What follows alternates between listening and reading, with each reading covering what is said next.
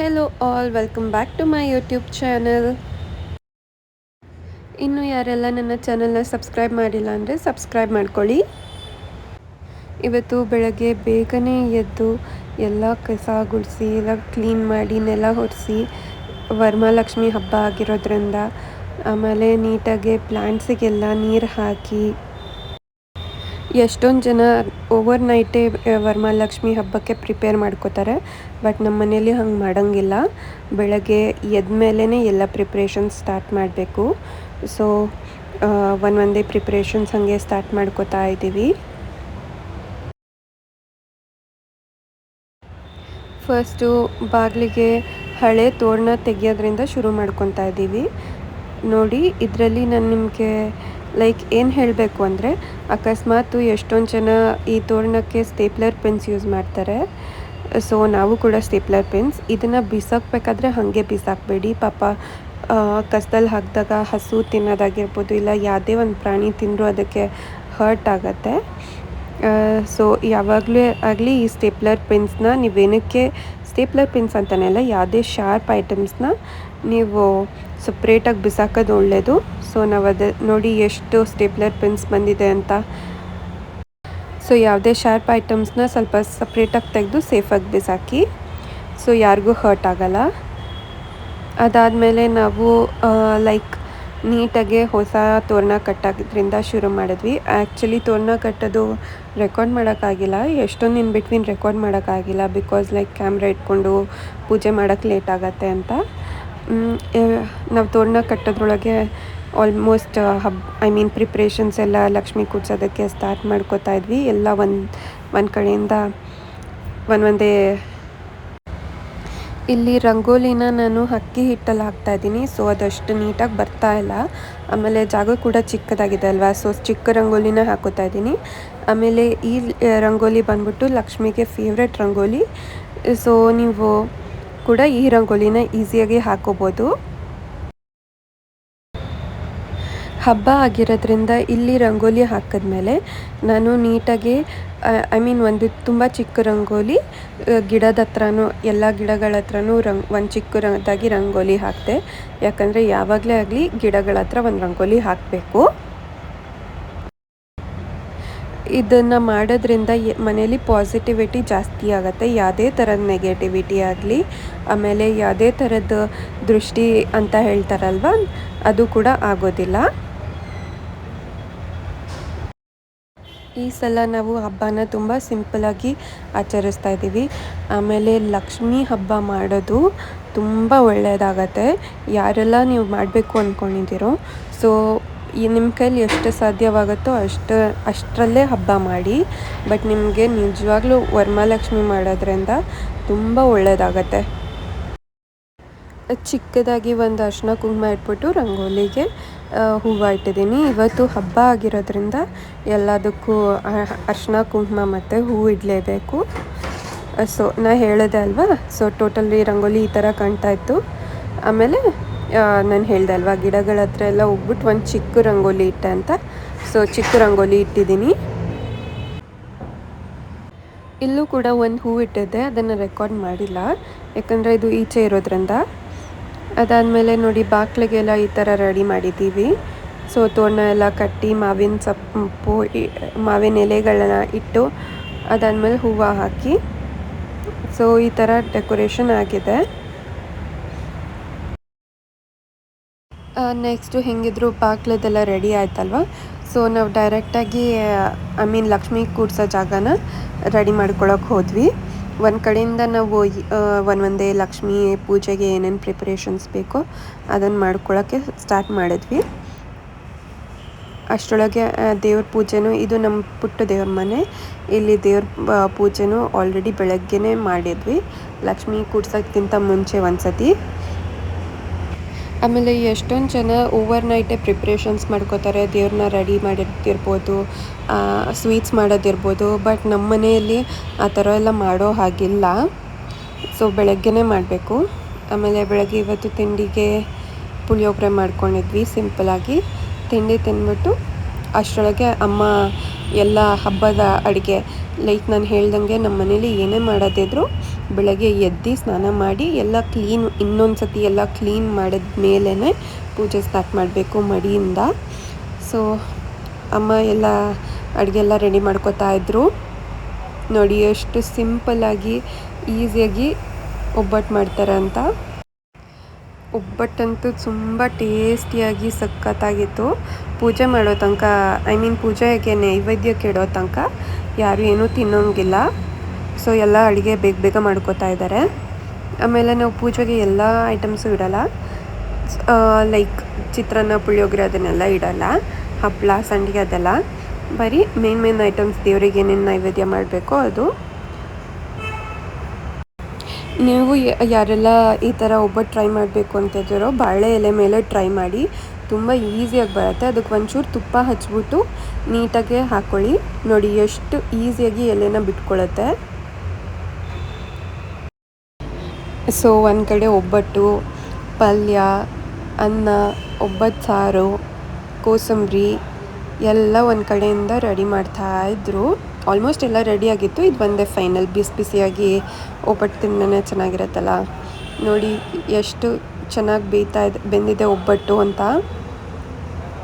So ನೀವು ಯಾರೆಲ್ಲ try ಮಾಡಬೇಕು ಬಾಳೆ ಎಲೆ ಮೇಲೆ ಟ್ರೈ ಮಾಡಿ. ಇನ್ನೊಂದು ಕಡೆ ನಾವು ಪೂಜೆಗೆ ರೆಡಿ ಮಾಡ್ಕೋತಾ ಇದ್ವಿ.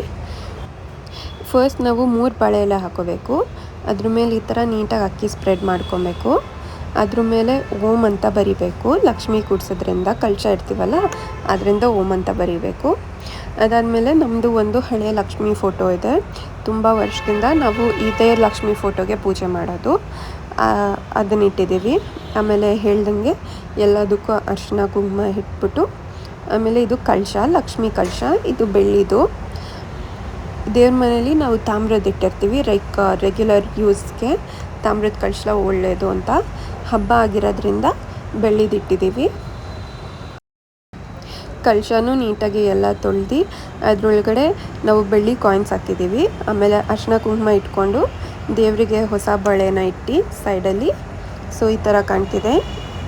ಮಧ್ಯ ಅಲ್ಲಿ ಇಲ್ಲಿ ಓಡಾಟ, ಕಿಚನಿಗೆ ಓಡಾಟ ಅದೆಲ್ಲ ಮಾಡ್ತಾಯಿದ್ದೀವಿ. ಸೊ ಸ್ವಲ್ಪ ಇದಾಗ್ತಿದೆ. ಆಮೇಲೆ ಎಲೆ ಇಟ್ಕೋಬೇಕು, ಈ ಥರ ವಿಳೆದೆಲೆ.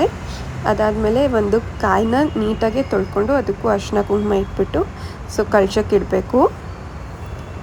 ಈಗ ನಾವು ಮುಖವಾಡ ಇಡ್ತಾಯಿದ್ದೀವಿ. ಇದು ಕೂಡ ಬೆಳ್ಳಿ ಮುಖವಾಡನೇ. ಇದು ಎಷ್ಟೊಂದು ವರ್ಷದಿಂದ ನಾವು ಇದೇ ಮುಖವಾಡನೇ ಯೂಸ್ ಮಾಡೋದು. ಕೆಲವ್ರ ಮನೇಲಿ ಗೊಂಬೆ ಕೂಡಿಸ್ಬಿಟ್ಟಿರ್ತಾರೆ, ಕೆಲವ್ರ ಮನೇಲಿ ಇದು ಬಿನ್ಗೆ ಇಟ್ಬಿಟ್ಟಿರ್ತಾರೆ. ನಮ್ಮ ಮನೇಲಿ ಅದೆಲ್ಲ ಇಡೋಂಗಿಲ್ಲ, ಇದೇ ಇಡಬೇಕು. ಸೊ ನಾವು ಇದನ್ನೇ ಇಟ್ಟಿದ್ದೀವಿ. ಅದಾದಮೇಲೆ ದೇವರಿಗೆ ನೀಟಾಗಿ ಸೀರೆ ಉಡಿಸ್ತಾ ಇದ್ದೀವಿ. ನಾವು ಲಾಸ್ಟ್ ಟೈಮು ಚಿಕ್ಕದಾಗಿ ಸೀರೆ ಉಡ್ಸಿದ್ವಿ. ಅದಕ್ಕೆ ಅಂದ್ಕೊಂಡ್ವಿ ಈ ಸತಿ ಸ್ವಲ್ಪ ಉದ್ದ ಫೋಲ್ಡ್ ಮಾಡಿ ಉಡ್ಸಿದ್ವಿ. ಸ್ವಲ್ಪ ಈ ಸತಿ ಉದ್ದ ನರ್ಗೆ ಎಲ್ಲ ಇಟ್ಬಿಟ್ಟಿಡೋಣ ಅಂತ. ನೋಡಿ ನೀಟಾಗಿ ದೇವ್ರಿಗೆ ಸೀರೆ ಉಡ್ಸಿದ್ಮೇಲೆ, ಆ್ಯಕ್ಚುಲಿ ದೇವ್ರಿಗೆ ನಾವು ಸೀರೆ ತೊಗೊಂಡಿರ್ತೀವಲ್ಲ ಆ ಸೀರೆನ ಕಟ್ ಮಾಡಬಾರ್ದು. ಬ್ಲೌಸ್ ಪೀಸು ಇದರಲ್ಲೇ ಇದೆ, ಹಂಗೆ ಇಟ್ಟಿದ್ದೀವಿ. ಒಂದು ಕಡೆಯಿಂದ ಎಲ್ಲ ನೀಟಾಗಿ ರೆಡಿ ಮಾಡ್ಕೋತಾ ಇದ್ವಿ. ಸೀರೆ ಉಡ್ಸೋದಾದ್ಮೇಲೆ ಎಲ್ಲ ನೀಟಾಗಿ ನರ್ಗೆ ಎಲ್ಲ ಸರಿ ಮಾಡಿಕೊಂಡು, ಸೆರಗೆಲ್ಲ ಸರಿ ಮಾಡಿಕೊಂಡು, ಬಳೆದು ಇದು ಎಲ್ಲ ಸ್ಪೇಸಿಂಗ್ ಎಲ್ಲ ನೀಟಾಗಿ ನೋಡಿಕೊಂಡು ಚಿಕ್ಕದಾಗಿ. ಆಮೇಲೆ ಇದು ಬ್ಲೌಸ್ ಪೀಸ್ ಇಡಬೇಕು. ದೇವರಿಗೆ ರೈಟ್ ಸೈಡಲ್ಲಿ ಬ್ಲೌಸ್ ಪೀಸ್ ಇಟ್ಟು ಅದಕ್ಕೆ ಅರಿಶಿನ ಕುಂಕುಮ, ಎಲೆ, ಅಡಿಕೆ ಮತ್ತು ಹೂವು ಇಷ್ಟನ್ನು ಇಡಬೇಕು. ಅದಾದಮೇಲೆ ಒಂದು ಕಡೆಯಿಂದ ಫ್ಲವರ್ ಡೆಕೋರೇಷನ್ಸ್ ಚಿಕ್ಕದಾಗೆ ಎಲ್ಲ ಥರದ ಹೂವನ್ನ ಹಾಕ್ತಾಯಿದ್ದೀವಿ. ಆ್ಯಕ್ಚುಲಿ ಲಕ್ಷ್ಮೀ ದೇವರಿಗೆ ಲೋಟಸ್ ಅಂದರೆ ಕಮಲದ ಹೂವು ಅಂದರೆ ತುಂಬ ಇಷ್ಟ. ಈ ಸತಿ ನಮಗೆ ಸಿಕ್ಕಲೇ ಇಲ್ಲ, ಎಷ್ಟು ಹುಡುಕಿದ್ರು. ನಾವು ಹೋಗೋ ಟೈಮಿಗೆ ಖಾಲಿ ಆಗೋಗಿತ್ತು. ಇನ್ನೇನು ಮಾಡೋದು ಅಂತ ಸೊ ಇದನ್ನೆಲ್ಲ ನೀಟಾಗೆ ಇರೋ ಹೂವನ್ನ ನೀಟಾಗಿ ಅರೇಂಜ್ ಮಾಡಿಬಿಟ್ಟು ನೀಟಾಗಿ ಮಾಡಿಕೊಂಡು ಪೂಜೆ ಮಾಡ್ಕೋತಾ ಇದ್ದೀವಿ. ನಿಮ್ಗೆಲ್ಲರಿಗೂ ಕೇಳಬೇಕು, ಲೈಕ್ ಇವಾಗ ಒಂದು ಹೂವು ಇಡ್ತೀನಿ ನೋಡಿ, ವೈಟ್ ಕಲರ್ ಲಕ್ಷ್ಮಿ ಫೋಟೋದ ಹತ್ರ.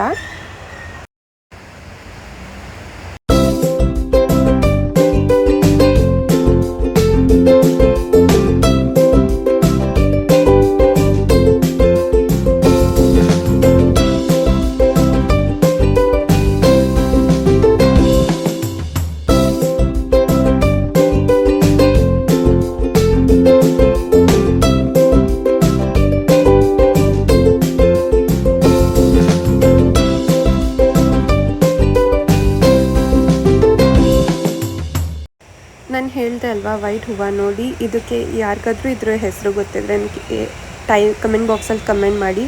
ಇದು ತುಂಬ ರೇರಾಗಿ ಸಿಗೋ ಹೂವು.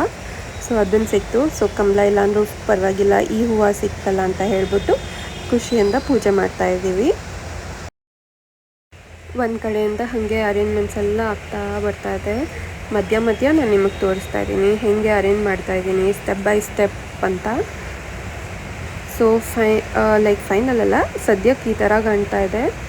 ಇನ್ನು ಒಂಚೂರು ಎಲ್ಲ ಅರೇಂಜ್ಮೆಂಟ್ಸ್ ಮಾಡಿಬಿಟ್ಟು ನೀಟಾಗಿ ಪೂಜೆ ಮಾಡಿದ್ರೆ ಇವತ್ತಿನ ಪೂಜೆ ಕಂಪ್ಲೀಟ್. ಎಷ್ಟು ಕ್ಯೂಟಾಗಿ ಕಾಣ್ತಿದೆ ಅಲ್ವಾ. ಇವಾಗ ಆಲ್ಮೋಸ್ಟ್ ಅರೇಂಜ್ಮೆಂಟ್ಸ್ ಎಲ್ಲ ಒಂದು ಕಡೆಯಿಂದ ಆಗ್ತಾ ಬರ್ತಿದೆ. ಸೊ ನೈವೇದ್ಯಕ್ಕೆ ರೆಡಿ ಮಾಡಿಕೊಂಡು ಹಾಗೆ ನಾವು ಆ್ಯಕ್ಚುಲಿ ಗೆಜ್ಜೆ ವಸ್ತ್ರ ಇಡೋಕ್ಕೆ ಮರ್ತೋಗ್ಬಿಟ್ವಿ. ಸೊ ಅದನ್ನು ನೀಟಾಗಿ ಇಟ್ಕೊಂಡು ಎಲ್ಲ ನೀಟಾಗಿ ದೀಪ ಎಲ್ಲ ಹಚ್ಚಿ ಎಲ್ಲ ಇನ್ನೊಂದು ಸತಿ ನೀಟಾಗಿ ಏನೇನು ಬೇಕು ಏನೇನು ಬೇಡ ಅಂತ ಅರೇಂಜ್ಮೆಂಟ್ಸ್ ಮಾಡಿಕೊಂಡು ದೇವರಿಗೆ ನೈವೇದ್ಯ ಹಾಕ್ಬಿಟ್ಟು ಸೀರಿಯಲ್ ದೇವರಿಗೆ ನೈವೇದ್ಯ ಮಾಡಿಬಿಟ್ಟು ಸೀರಿಯಲ್ ಸೆಟ್ ಹಾಕಿ ಪೂಜೆ ಮಾಡಿ, ಅದಾದಮೇಲೆ ಧೂಪ ಎಲ್ಲ ಹಚ್ಚಿ ಮಂಗಳಾರತಿ ಮಾಡಿ ಮಂಗಳಾರತಿ ಮಾಡಿಬಿಟ್ಟು ಆಮೇಲೆ ವರಮಹಾಲಕ್ಷ್ಮಿಯಲ್ಲಿ ಇರೋ ಮೇನ್ ಹಬ್ಬ ಕಂಪ್ಲೀಟ್ ಆಗೋದು ಯಾವಾಗ ಅಂದರೆ ನಾನು ನಿಮಗೆ ತೋರಿಸ್ತೀನಿ ನೋಡಿ. ಅಲ್ಲಿ ಕೆಳಗಡೆ ನಾವು ತಟ್ಟೆಯಲ್ಲಿ ಇದು ಏನು ಸಪ್ನೂಲಲ್ಲಿ ಹೂವು ಕಟ್ಟಿಟ್ಟಿದ್ದೀವಲ್ಲ ಕಂಕಣ, ಮೇನ್ ಅದು. ಸೊ ಈ ಥರ ಮಂಗಳಾರತಿ ಮಾಡಿ ಮಹಾಮಂಗಳಾರತಿ ಮಾಡಿ ಎಲ್ಲ ದೇವರಿಗೂ ಪೂಜೆ ಮಾಡಿ ಇದನ್ನು ಫೈನಲಾಗಿ ಕೈಗೆ ಕಂಕಣ ಕಟ್ಕೋತೀವಲ್ಲ ಅದನ್ನು ತೋರಿಸ್ತೀನಿ. ಸೊ ಇದಾಗಿತ್ತು ನಮ್ಮ ಈ ವರ್ಷದ ಸಿಂಪಲ್ ವರಮಹಾಲಕ್ಷ್ಮಿ ಹಬ್ಬ. ಆ್ಯಕ್ಚುಲಿ ನಾವು ನೋಡಿದೆ ಸಪ್ನೋಲು ಕಂಕಣ, ಇದನ್ನು ಕಟ್ಕೊಂಡ್ರೇ ದೇವ್ರ ಮುಂದೆ ಕೂತ್ಕೊಂಡು ದೇವರಿಗೂ ಒಂದಿಟ್ಟು ನಾವು ಫ್ಯಾಮಿಲಿಯಲ್ಲಿ ಎಷ್ಟನ್ನು ಇರ್ತೀವೋ ಅಷ್ಟನ್ನು ಕಟ್ಕೊಂಡ್ರೇ ಹಬ್ಬ ಕಂಪ್ಲೀಟ್ ಅಂತ, ವರಮಹಾಲಕ್ಷ್ಮಿ ವ್ರತ ಕಂಪ್ಲೀಟ್ ಆಗಿದೆ ಅಂತ. ಇವಾಗ ಒಂದೆರಡು ನಾನು ದೇವ್ರದ್ದು ಕ್ಲಿಪ್ಪಿಂಗ್ಸ್ ಹಾಕ್ತೀನಿ. ಆ್ಯಕ್ಚುಲಿ ದೇವ್ರ ಮುಂದೆನೂ ಚಿಕ್ಕದಾಗಿ ರಂಗೋಲಿ ಬಿಟ್ಟಿದ್ದೆ, ಅದನ್ನು ಕ್ಯಾಪ್ಚರ್ ಮಾಡೋಕ್ಕಾಗಿಲ್ಲ. ಸೊ ಇದಾಗಿತ್ತು ನಮ್ಮ ವರಮಹಾಲಕ್ಷ್ಮಿ ಹಬ್ಬ. Thank you all for watching.